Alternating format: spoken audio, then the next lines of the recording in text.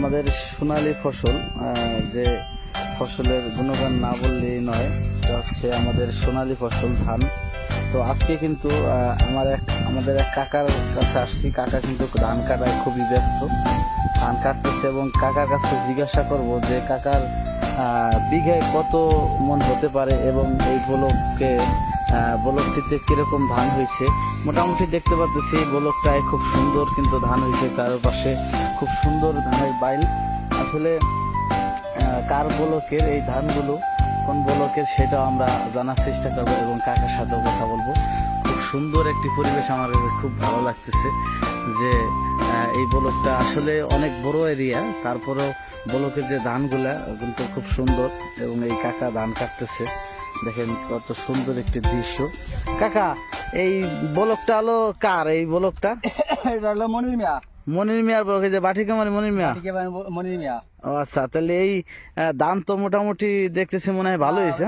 এবছর ভালো হয়েছে ধান, এবছর অনেক ভালো হয়েছে। ফলন বিঘায় কত মন? এটা আনুমানিক 50,000। 50 মনের মতো হতে পারে না? তো বিঘায় আপনার যে 50 মন হয়েছে, তাতে ধানের তো দেখা যাইতেছে এখনো পানি, এটা মানে বৃষ্টির পানি না? ও, এটা হলো বৃষ্টির পানি। তো এই যে বলকে মোটামুটি তো পানি তো আর কোনো সমস্যা নাই, মোটামুটি ভালো পানি। জায়গার একটা পানির একটা বিষয় না, আয়রন। হ্যাঁ, ওইটার জন্য কোনো বিষয় না। যে জায়গা হিসেবে আপনার পানি ঠিক আছে। হ্যাঁ, তো যাই হোক, আমরা কিন্তু এই কাকার সাথে কথা বললাম। আসলে আসছিলাম আমাদের এক বড় ভাই মনির ভাইয়ের আমন্ত্রণে, মনির ভাইয়ের বলকে।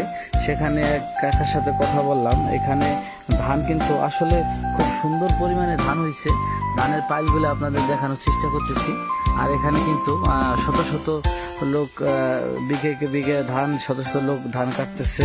আর আসছে কিন্তু একটু দুপুর টাইমে, এই টাইমে যে কিন্তু মনির ভাই এখানে চলে আসছি।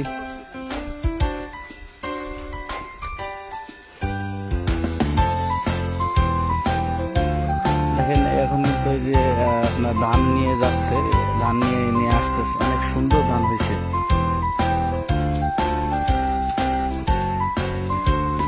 কেদা মাটি না, তোর কষ্ট হওয়া লাগছে।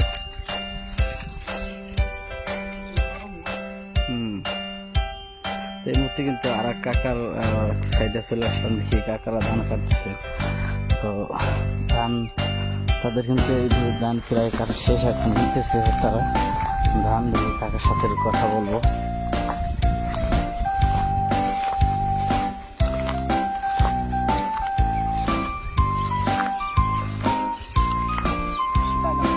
আল্লাহ ভালো লাগছে। এই আসছিলাম হলো এই বলকটা হলো কার?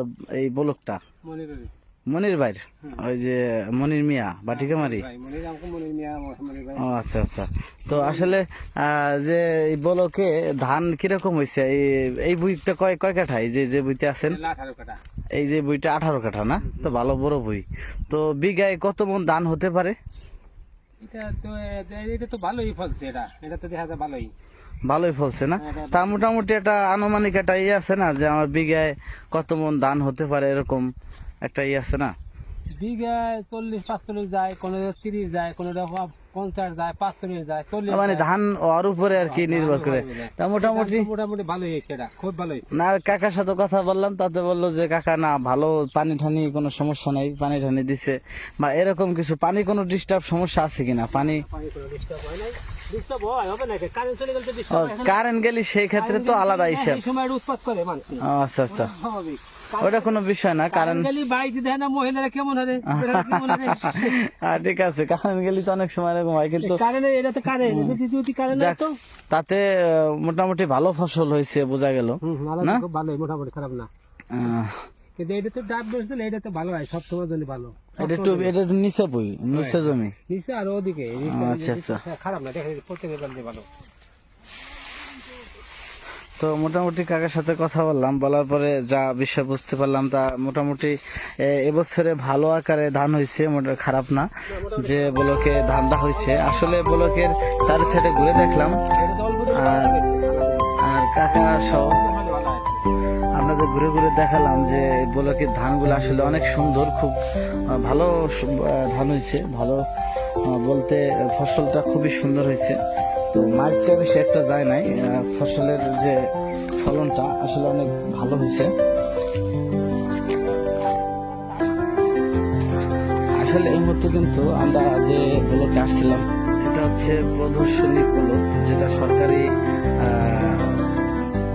এটা হচ্ছে কৃষি বাস্তবায়নে কৃষি সম্প্রসারণ অধিদপ্তরের থেকে এই ব্যানারটি দেওয়া হয়েছে। এটা হচ্ছে প্রদর্শনী ধানটা আছে, এটা এটা এই ফসল ফলানো হয়েছে এবং 70 মণ বরাদ্দ এরকম একটা কমে হয়ে থাকে। এবার মোটামুটি যা দেখতে পাচ্ছি মোটামুটি খুব ভালো ধান হয়েছে এরকম মনে হচ্ছে আমার কাছে।